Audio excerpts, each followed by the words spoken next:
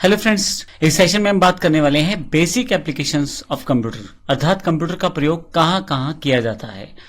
वैसे तो कहीं भी कोई भी ऐसा क्षेत्र नहीं है जहां पे कंप्यूटर का प्रयोग ना किया जाए या ना होता हो, लेकिन फिर भी उनमें से कुछ चुनिंदा मैं यूजेज यहाँ पे बेसिक एप्लीकेशन बताना चाहता हूँ, जिससे आपको थोड़ा आइडिया हो जाए कि आप किस प्रकार से कहाँ कहाँ इसका प्रयोग किया जाता है। जैसे कि आप सब जानते हैं कि कंप्यूटर हमारे जीवन का इंपॉर्टेंट पार्ट बन गया है। कंप्यूटर का यूज आज हर व्यक्ति करता है, चाहे वो बिजनेस करता हो चाहे जॉब करता हो। इसके अलावा कंप्यूटर का use online bill payment, movie show देखने, घर पे बैठे पढ़ने के लिए, सोशल मीडिया एक्सेस करने के लिए जैसे फेसबुक, व्हाट्सएप इत्यादि, गेम खेलने के लिए, इंटरनेट एक्सेस करने के लिए, बिजनेस एजुकेशन में, मेडिकल फील्ड, कोई जगह शायद ही ऐसी हो जहां भी इसका प्रयोग ना किया जाता हो। लेकिन आइए हम शुरू करते हैं कुछ बेसिक एप्लीकेशंस, कहाँ कहाँ इन कंप्यूटर का प्रयोग किया जाता है। तो सबसे पहले मैं बैंकिंग का नाम लेना चाहूंगा। आज की डेट में पैसे का लेन देन ऑनलाइन होना शुरू हो गया है, बड़ा आसान हो गया है। वो संभव हुआ है कंप्यूटर की वजह से। बैंकिंग इंडस्ट्री ने बड़े बड़े सर्वर बना दिए जिसमें आपका डेटा सेव रहता है।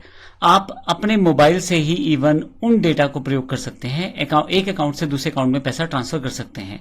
अब कंप्यूटर का यूज एज अ सर्वर यहाँ बड़ा इंपॉर्टेंट है। यदि आप एटीएम मशीन पे चले जाएं तो एटीएम मशीन में एक छोटा सा कंप्यूटर लगा होता है जिसमें से वो कैलकुलेशंस करता है, आपके अकाउंट को चेक करता है और देखता है आपके खाते में बैलेंस है, अगर है तो आपको पेमेंट निकालने देता है।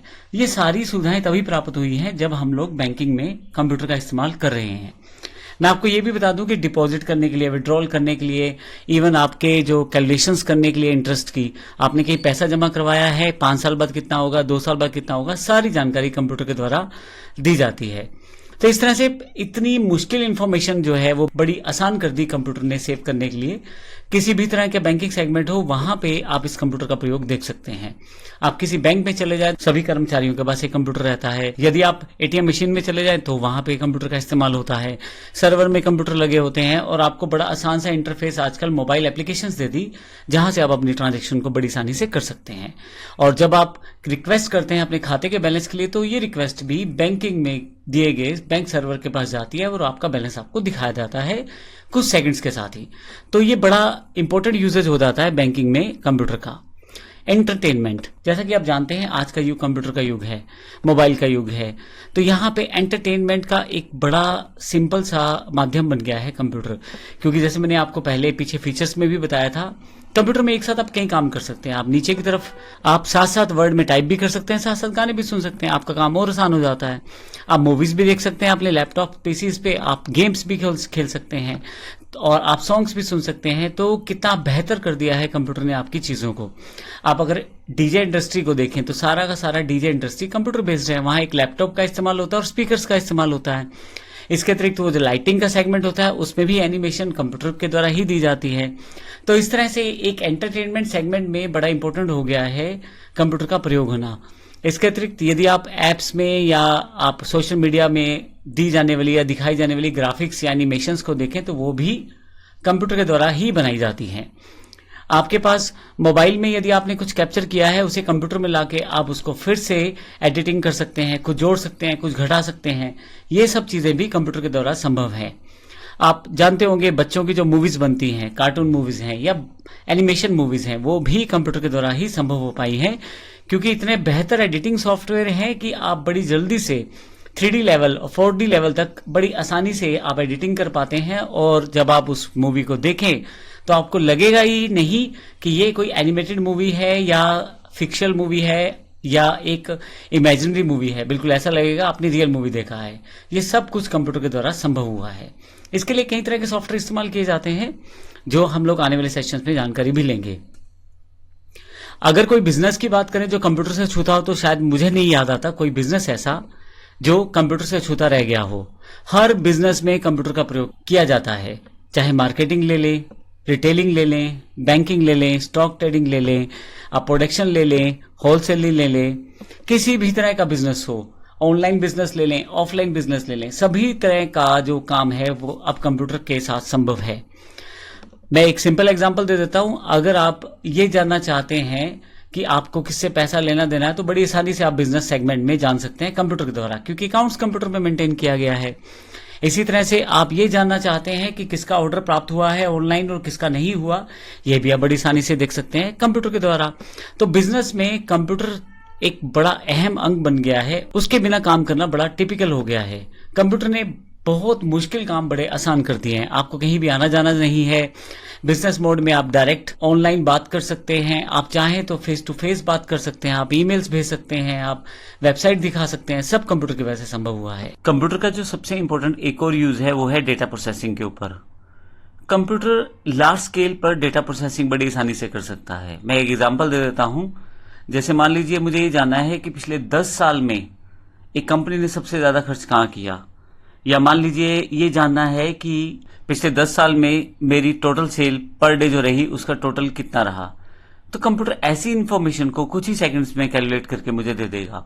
ना केवल दे देगा बल्कि अगर आप उसमें कंपेयर करना चाहते हैं कुछ इन्फॉर्मेशन को तो वो भी बड़ी आसानी से आप कर सकते हैं। एक एग्जाम्पल और है, जैसे आप भारत में आप जानते हैं आधार कार्ड चलता है, तो जब भी आप कोई इन्फॉर्मेशन चाहते हैं इंटरनेट पे जाते हैं, आपको आधार कार्ड डाउनलोड करना होता है, तो देखें कि इतने सारे आधार कार्ड में से आपका आधार कार्ड ढूंढ के लाना है, ओटीपी आएगा और आपका आधार कार्ड आपके पास मिल जाएगा। ये सब चीजें ऑनलाइन डेटा प्रोसेसिंग का उदाहरण है। तो इस तरह से पूरे के पूरे डेटा को एनालाइज करना और उसमें से इंफॉर्मेशन निकालना, ये जो डेटा प्रोसेसिंग का काम होता है ये बड़ी आसानी से कंप्यूटर के द्वारा कर लिया जाता है। इसके अलावा कम्युनिकेशन में अगर आप बात करें तो 4G इवन 5G आ चुका है। कंप्यूटर टेक्नोलॉजी में कम्युनिकेशन में इंटरनेट का यूज बहुत ज्यादा किया है। बेशक हम ज्यादातर मोबाइल इस्तेमाल करते हैं लेकिन बैकएंड पे इसके कंप्यूटर ही कार्य करता है। बड़े बड़े सर्वर्स स्थापित करना जिनमें कंप्यूटर का अहम रोल होता है, डेटा को ट्रांसफर करना इंटरनेट टेक्नोलॉजी के द्वारा, ये सब कंप्यूटर के द्वारा ही विकसित किया गया है। वीडियो कॉलिंग है, चैटिंग है, ईमेल से बात करना या बड़े बड़े बैकएंड पे इस तरह की डिवाइसेस लगाना जो इन सब चीजों को संभव करती हैं, उसके पीछे भी कंप्यूटर का ही हाथ रहता है। बेशक डिवाइसेस कुछ जगह चेंज हुई हैं, जैसे मोबाइल डिवाइसेस का हम यूज करना शुरू कर चुके हैं, लेकिन फिर भी हम बैकएंड पे कंप्यूटर पे ही निर्भर हैं। जिस वक्त हमारा नेट बंद हो जाए या सर्वर डाउन हो जाए तो हम मोबाइल का भी यूज नहीं कर पाते, क्योंकि हमारा वो सर्वर नहीं चल रहा, इस कारण हमारा इंटरनेट भी नहीं चल रहा। ये सारा कम्युनिकेशन सिस्टम जो है कंप्यूटर के द्वारा ही पॉसिबल हुआ है। नेक्स्ट जो हमारे पास बेसिक एप्लीकेशन है सिक्योरिटी। आप जानते हैं सिक्योरिटी में बहुत इंपॉर्टेंट पार्ट रहता है कंप्यूटर का। एक कंट्रोल रूम पूरे शहर का बन जाए और वहां से पूरे शहर पर नजर रखी जाए, ये सिर्फ कंप्यूटर से ही संभव हुआ है। हर एक रेड लाइट पे कैमरा है। बड़े बड़े शहरों में अगर आप देखें तो बैकएंड पे वो सभी कैमरे एक कंट्रोल रूम से जुड़े हुए हैं जो पुलिस के पास रहता है, और पूरे शहर के चप्पे चप्पे पे नजर बनाई जाती है उन्हीं कंप्यूटर्स की सहायता से, क्योंकि उसमें स्क्रीन पे सब जगह का डेटा या सब जगह का पिक्चर, क्योंकि वहां पे सब जगह का वीडियो दिखाई दे रहा होता है कंट्रोल रूम में। इस तरह से बड़ा सिक्योरिटी में बड़ा इंपॉर्टेंट रोल हो जाता है कंप्यूटर का। ना केवल आप उन सिक्योरिटी कैमरास को लाइव देख सकते हैं बल्कि आप उनकी रिकॉर्डिंग भी कर सकते हैं और बाद में कभी भी आप उस इंफॉर्मेशन को एक्सेस कर सकते हैं या उन वीडियोस को दोबारा देख सकते हैं। तो सिक्योरिटी में बड़ा इंपॉर्टेंट रोल रहता है कंप्यूटर्स का। आज के युग में बात करें तो एजुकेशन में बड़ा इंपॉर्टेंट रोल है कंप्यूटर का। घर बैठे बैठे आप ऑनलाइन कोर्सेज कर सकते हैं, अपना सिलेबस देख सकते हैं, नोट्स प्राप्त कर सकते हैं। बेहतर से बेहतर टीचर आपके पास अवेलेबल हैं जो ऑनलाइन कोर्सेज दे रहे हैं।